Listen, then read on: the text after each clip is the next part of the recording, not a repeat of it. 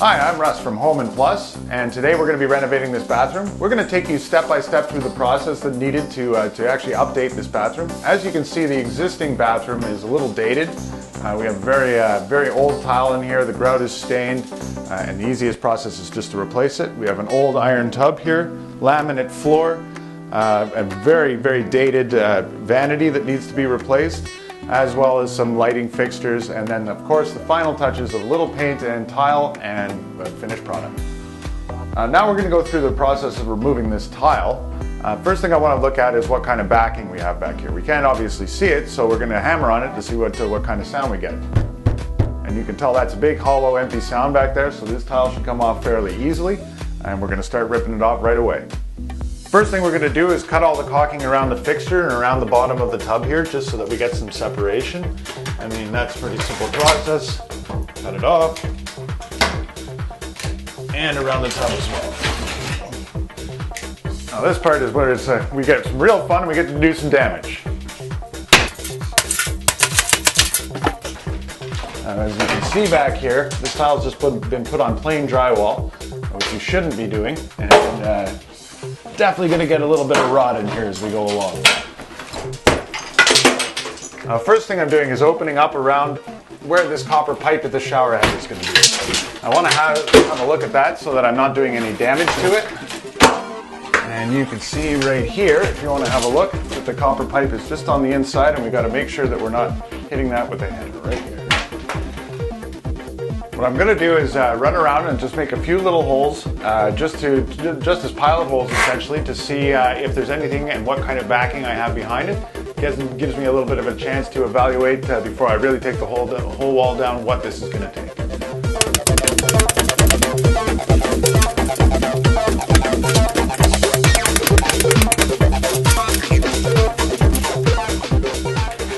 Looking in behind here, it doesn't look like we have anything special to deal with. We have no insulation, and it looks like it's just built right on the 2x4 structure, so we shouldn't have anything to worry about. So I've started to remove the tile, and as you can see, I've removed a section which is about 4 feet by 2 feet. And I'm letting everything drop into the existing tub because it's coming out. So it's a good way to catch a lot of the garbage, make sure that the dust and everything doesn't get down in between the floors or in between the walls. You also have to note that there's going to be a lot of garbage when you do this, and this has all got to go somewhere, so be prepared to deal with that. Now, because it's built directly on the drywall, you can almost tug it out sectionally. And to do this properly, this job should really be done on a cement board and not on a drywall.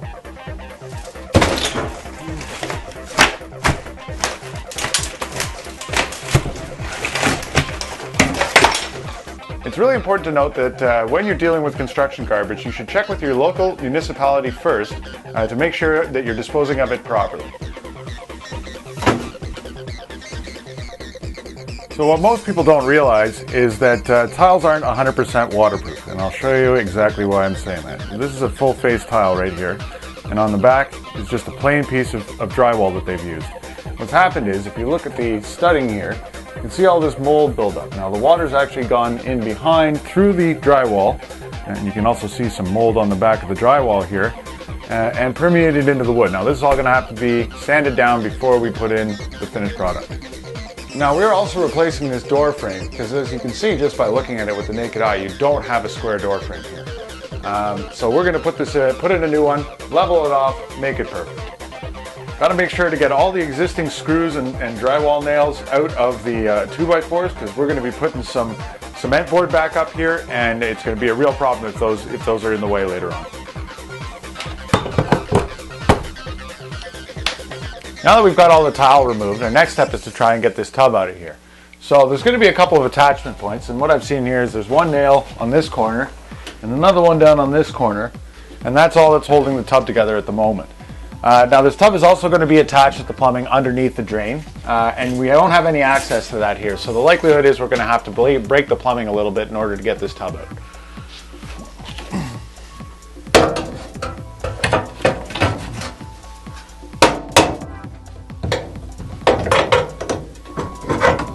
So as I was mentioning before, this tub has no access and no screw port for the drain at the bottom of the tub. So we're actually going to have to cut it off to get it out of here.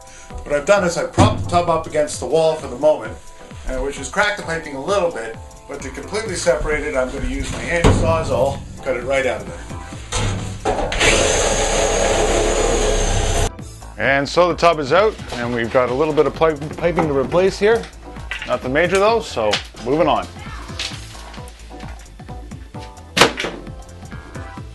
Okay, so the first step in removing this vanity is we have to check the plumbing underneath. So what we're going to do is we're going to have a look at the existing pipe. As you can see, we've got copper pipe back here with no shut-off valves on it. So that means if you don't shut off the primary water supply from the house, you're going to have water all over the place. First thing to do, go shut off the water downstairs, and we're going to install some water stops on that. So when you're looking for your water shut-off for your main for your house, look for where your water meter is first, and then follow the line into the ground. And where the line goes into the ground, there'll be a little shut-off valve. In this case, it's nice and hidden back here. You just spin that off into the off position, and then go upstairs and turn on your taps. So the next step we're going to take is we're going to disconnect this sink so that we can remove the sink and the countertop and start taking apart this vanity. First thing to do is get a hold of this nut with your wrench. And all you got to do is twist it off, loosen it up, and you should be able to pull that plumbing right off the bottom. Now that we've got our water shut off, we can take off these two copper pipes. As you can see right here, there are two nuts. So all we've got to do is get our wrench on there and just take them off. Now we may get a little bit of residue water that comes out.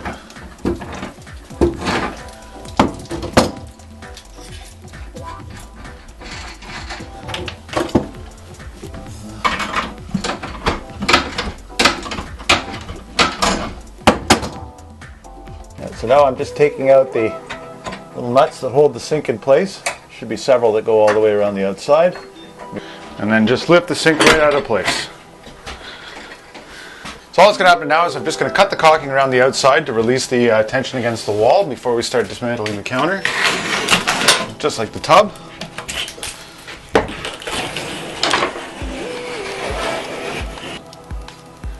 I'm going to remove these brackets in the back here. It's just 4 screws, very simple, so that I can get the top off. And then there's 4 more screws to remove at the back that actually hold the top in place.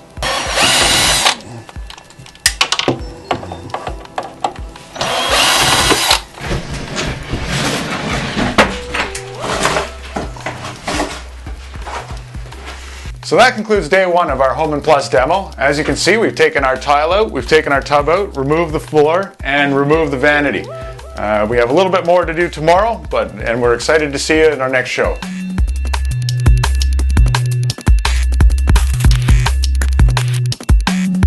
Welcome to day 2 of HomeNplus's bathroom reno. Today we're going to be doing a little bit more demo. We are going to be removing this mirror and this old trim box right here, because that's going to be replaced. And the last thing we're going to be doing is stubbing on a couple of shutoffs onto this shower section right here, so that we actually have some water access, and making an access port from the back as well. So I'm going to remove this old cabinet right now. Very simple process to do this. Just going to be taking the caulking off on the outside, and then there are 4 screws on the inside to remove.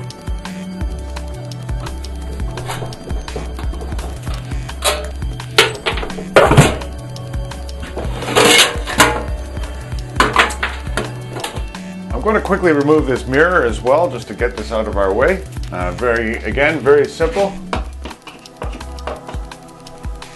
Take off the 4 mounting brackets.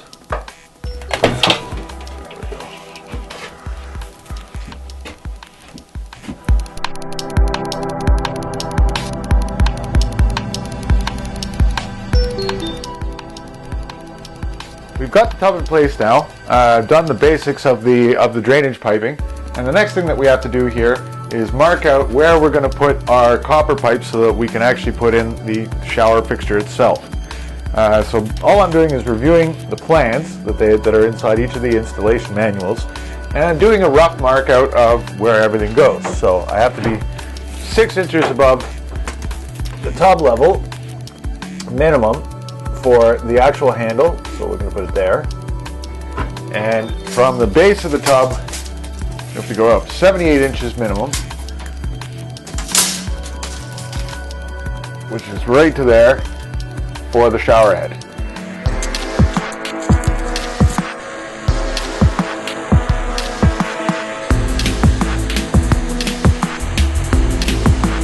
As you can see, we've installed all the cement board, and that we're going to use for our tile backing. That's the best product for tile backing. And we've installed the blue board on the ceiling. Now the blue board is mold resistant drywall. You want that for anything where there's a lot of liquid in the air, so obviously a shower is a good spot to be using that. We've also completed all the copper plumbing in the back, so now we have a fully operational running shower, and we're moving ahead.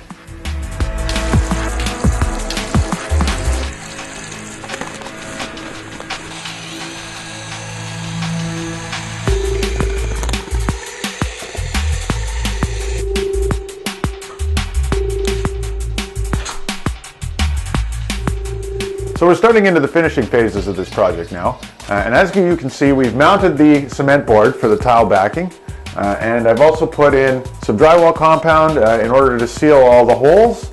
It doesn't have to be a very pretty job, it's just got to be functional.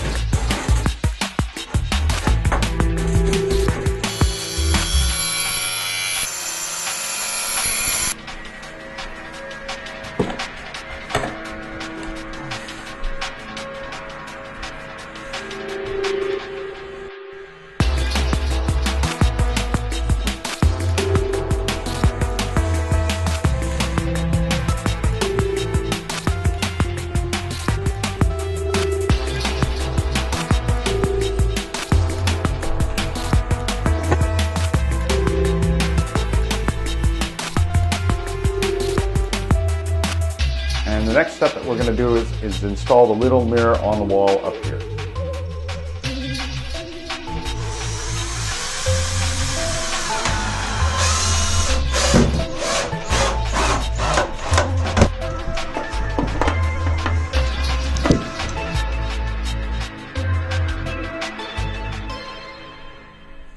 Now that the tiles are installed, I'm going to install this toilet. I've put the two T-bolts in place. They come in the package. And the most important thing to do is definitely read the instruction manual before you start your installation.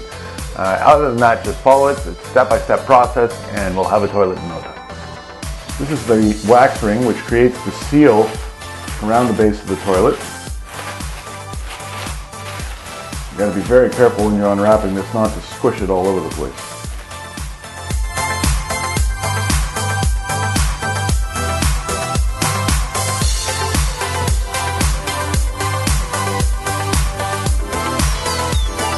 So as you're tightening onto the T-bolts, the wax ring gets crushed underneath and makes a perfect seal into your floor flange.